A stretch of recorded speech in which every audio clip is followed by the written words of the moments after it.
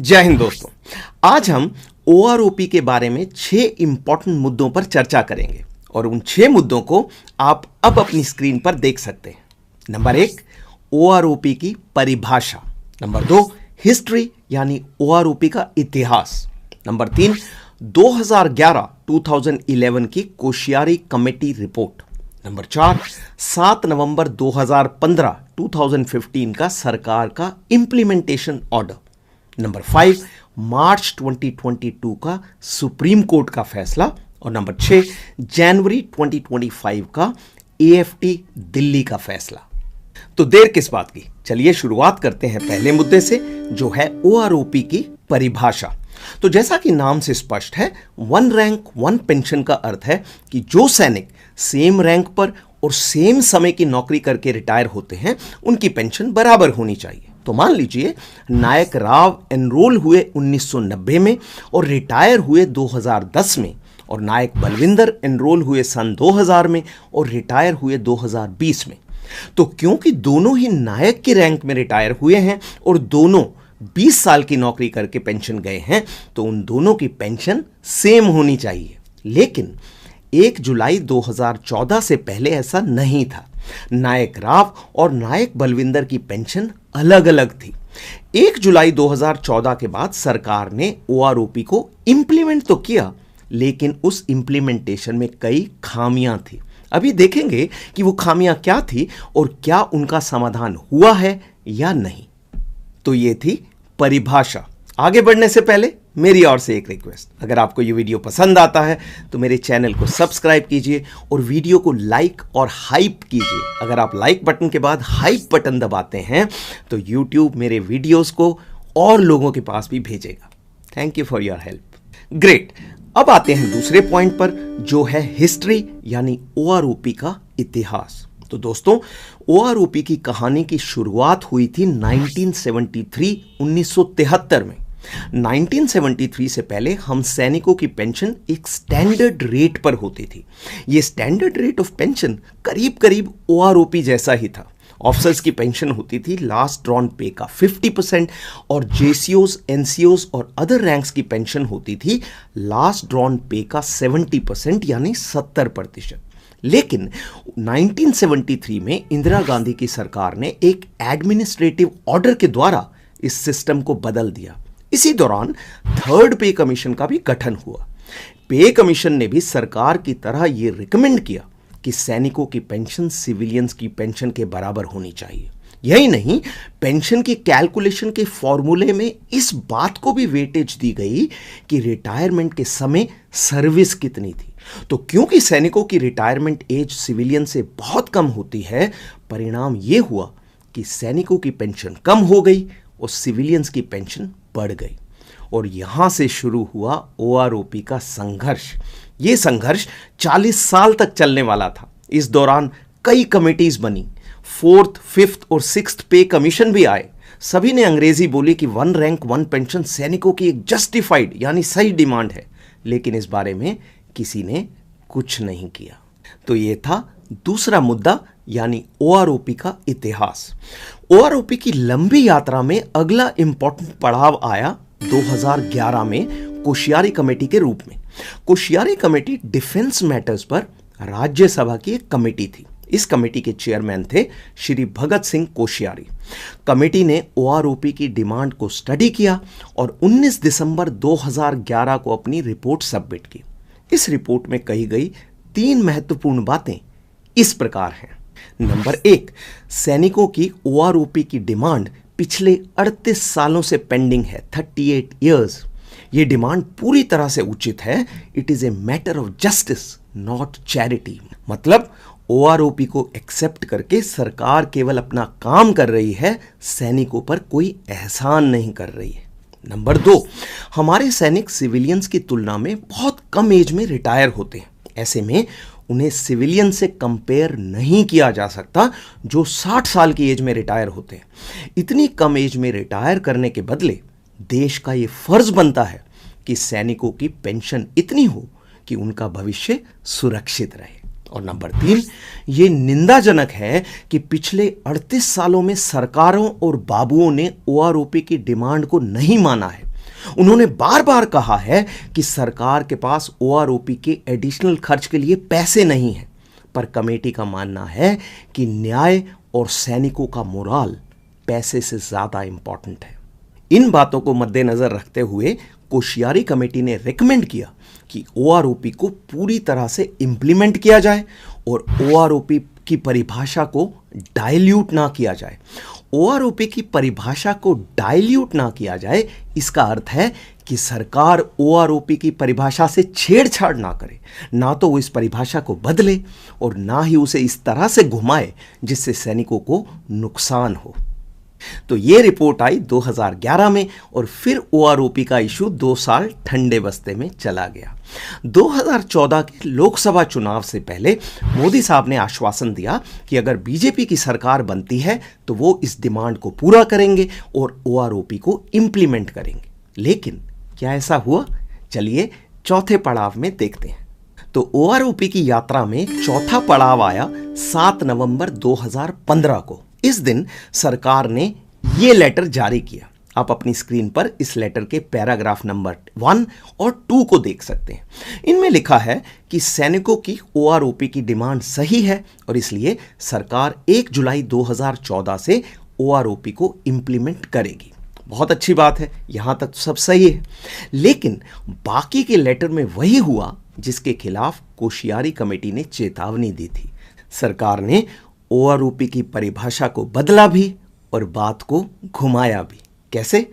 चलिए इस लेटर के पैराग्राफ 3 और पैराग्राफ 4 को देखते हैं। तो ये है पैराग्राफ 3। इसका पहला पॉइंट कहता है कि जितने भी पुराने पेंशनर हैं उनकी पेंशन 2013 में रिटायर होने वाले पेंशनर्स के अनुसार फिक्स की जाएगी, कोई प्रॉब्लम नहीं है। लेकिन दूसरे पॉइंट में बहुत बड़ी प्रॉब्लम है। इसमें कहा गया है कि जब भी ओआरओपी का रिवीजन होगा, पेंशन की कैलकुलेशन के लिए 1 साल पहले का डेटा लिया जाएगा। उस साल में जितने भी सैनिक सेम रैंक और सेम सर्विस में रिटायर हुए हैं उनकी मिनिमम और मैक्सिमम पेंशन का एवरेज लिया जाएगा और पुराने पेंशनर्स की पेंशन को उस एवरेज के अनुसार फिक्स कर दिया जाएगा। अगर किसी सैनिक की पेंशन पहले ही उस एवरेज से ज्यादा है तो उसे प्रोटेक्ट किया जाएगा, यानी उसे कम नहीं किया जाएगा। एक उदाहरण देता हूं जिससे ये रीफिक्सेशन का तरीका आप अच्छे से समझ पाएंगे। उसके लिए गणित की नोटबुक खोलता हूं और ये आ गई मेरी गणित की नोटबुक आपकी स्क्रीन पर। तो इसमें आप 2 टेबल्स को देख सकते हैं। पहले राइट वाली टेबल को देखते हैं। उसमें आप देख रहे हैं मैंने 2 हवलदारों की पेंशन को लिखा है। ये दोनों हवलदार यानी हवलदार पवार और हवलदार अहलावत ये 2020 में रिटायर हुए हैं। हवलदार पवार की रिटायरमेंट के समय पेंशन फिक्स हुई 30,000 और हवलदार अहलावत की फिक्स्ड हुई 35,000, जो कि लास्ट पे ड्रॉन के बेसिस पर फिक्स होती है, जैसा कि आप सब जानते हैं। ये एक्यूरेट नहीं है, सिर्फ उदाहरण दे रहा हूं आपको समझाने के लिए। तो इनकी पेंशन फिक्स हो गई। अब आया 1 जुलाई 2024 का दिन, जबकि ओआरओपी के अनुसार इनकी पेंशन का रीफिक्सेशन होना था। तो जैसा कि मैंने बताया वो रीफिक्सेशन क्या हुआ उसको मैंने लेफ्ट वाली टेबल में दिखाया है।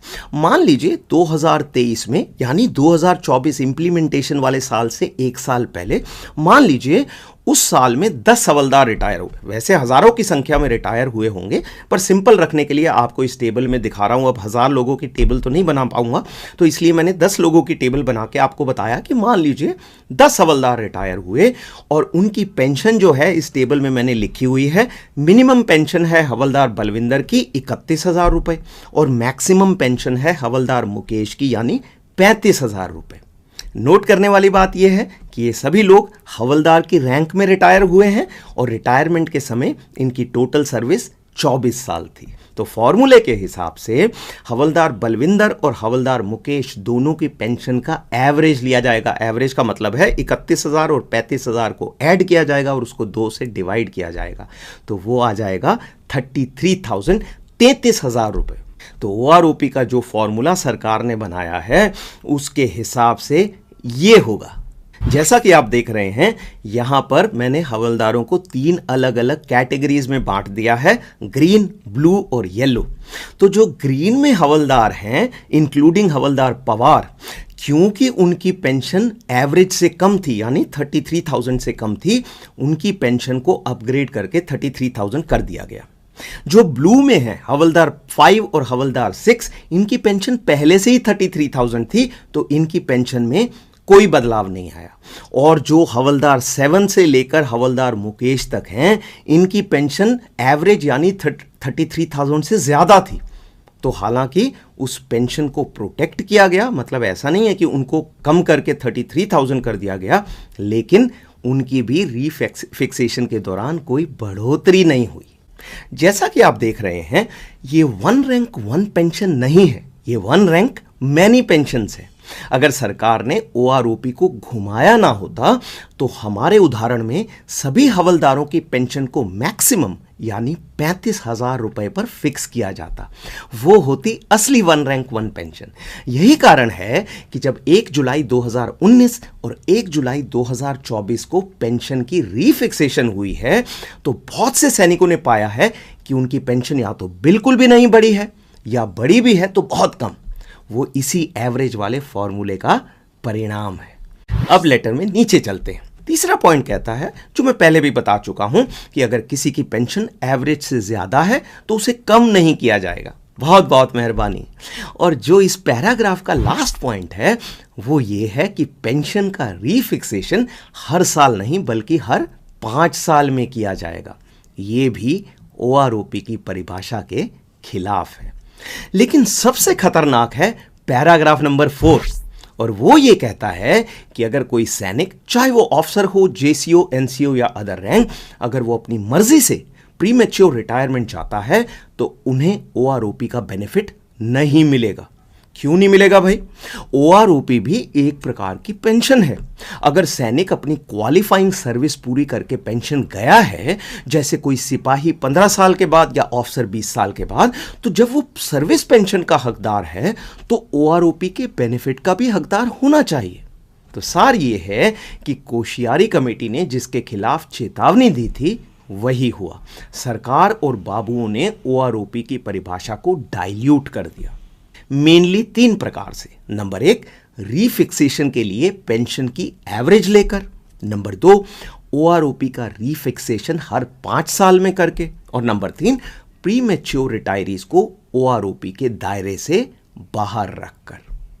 इन्हीं बातों को मद्देनजर रखते हुए 2016 में हमारे रिस्पेक्टेड सीनियर्स यानी इंडियन एक्स सर्विसमैन मूवमेंट ने सुप्रीम कोर्ट में सरकार के ओआरओपी के फैसले के खिलाफ केस कर दिया। तो ये था चौथा पड़ाव। ओआरओपी की यात्रा में 5वां पड़ाव आया 16 मार्च 2022 को। इस दिन ऑनरेबल सुप्रीम कोर्ट ने एक्स सर्विसमैन मूवमेंट और सरकार के बीच केस का फैसला सुनाया। इस फैसले में ऑनरेबल सुप्रीम कोर्ट ने ये 2 बातें कही। नंबर 1, सरकार ने 7 नवंबर 2015 के लेटर में जो इंप्लीमेंटेशन इंस्ट्रक्शंस निकाली हैं वो सरकार का पॉलिसी डिसीजन है। तो चाहे वो एवरेज पेंशन वाला फॉर्मूला है या फिर हर 5 साल में रीफिक्सेशन, सुप्रीम कोर्ट सरकार के डिसीजन को चेंज नहीं करेंगे। और नंबर 2, एक्स सर्विसमैन मूवमेंट ने कहा है कि प्रीमेच्योर रिटायरीज को ओआरओपी का बेनिफिट ना मिलना संविधान के आर्टिकल 14 और आर्टिकल 16 यानी राइट टू इक्वालिटी के खिलाफ है। लेकिन कोर्ट का मानना है कि यह भी एक पॉलिसी डिसीजन है और अनकॉन्स्टिट्यूशनल यानी असंवैधानिक नहीं है। तो ओवरऑल देखा जाए तो हमारे रिस्पेक्टेड सीनियर्स ने पिछले 7 सालों में बहुत संघर्ष किया था, लेकिन सुप्रीम कोर्ट का यह फैसला हम सभी के लिए एक बहुत बड़ा सेटबैक था। इस फैसले के बाद सरकार ने 2023 में ओआरओपी 2 की टेबल्स निकाली और 2024 में ओआरओपी 3 की। तो यह था 5वां पड़ाव। अब आते हैं छठे और आखिरी पड़ाव पर, जो आया 31 जनवरी 2025 को, यानी इसी साल। इस दिन आर्म फोर्सेस ट्राइब्यूनल यानी एएफटी दिल्ली ने प्रीमेच्योर रिटायरीज को ओआरओपी ना मिलने के मुद्दे पर अपना फैसला सुनाया। इस फैसले में एएफटी ने ऑनरेबल सुप्रीम कोर्ट की ही एक और जजमेंट को रेफर किया। उस जजमेंट का नाम है डीएस नाकरा जजमेंट। एएफटी ने कहा कि 1 जुलाई 2014 से पहले रिटायर हुए पीएमआर केसेस को ओआरओपी लागू है, लेकिन 1 जुलाई 2014 के बाद रिटायर हुए सैनिकों पर यह लागू नहीं है। डेट ऑफ रिटायरमेंट के बेसिस पर इस तरह से 2 ग्रुप बनाना संविधान के आर्टिकल 14 और 16 का उल्लंघन है और इसलिए प्रीमेच्योर रिटायरीज को भी ओआरओपी का बेनिफिट मिलना चाहिए। जैसा कि सरकार अक्सर करती है, एएफटी का ये फैसला भी किसी बाबू की फाइल में दबा पड़ा है। तो ये था आज का वीडियो समाप्त करने से पहले 3 महत्वपूर्ण बातें एक बार फिर दोहराता हूं। नंबर 1, इसमें कोई शक नहीं है कि बीजेपी सरकार ने 40 साल के बाद ओआरओपी को इंप्लीमेंट किया, लेकिन यह भी सच है कि सैनिकों को वो ओआरओपी नहीं मिला जिसकी वो 40 साल से मांग कर रहे थे। नंबर 2, ऑनरेबल सुप्रीम कोर्ट के 2022 के फैसले को मद्देनजर रखते हुए ऐसा लगता है कि कैलकुलेशन का फॉर्मूला और 5 साल की अवधि दोनों में कोई चेंज होने वाला नहीं है। तो हम सब के लिए यह समझना जरूरी है कि जब भी रीफिक्सेशन होगी, ये जरूरी नहीं है कि सभी की पेंशन बढ़े। कुछ सैनिकों की पेंशन बढ़ेगी, कुछ एक की ना के बराबर बढ़ेगी और बाकियों की सेम रहेगी। और नंबर 3, अगला रीफिक्सेशन 1 जुलाई 2029 को होगा। तब तक हो सकता है प्रीमेच्योर रिटायरीज की ओआरओपी का केस फाइनल हो जाए। इस बारे में कुछ कहा नहीं जा सकता, लेकिन आशा कर सकते हैं कि शायद प्रीमेच्योर रिटायरीज को भी अपना हक मिल जाए। आज के लिए इतना ही। अगले वीडियो तक अपना ख्याल रखें और स्वस्थ रहें।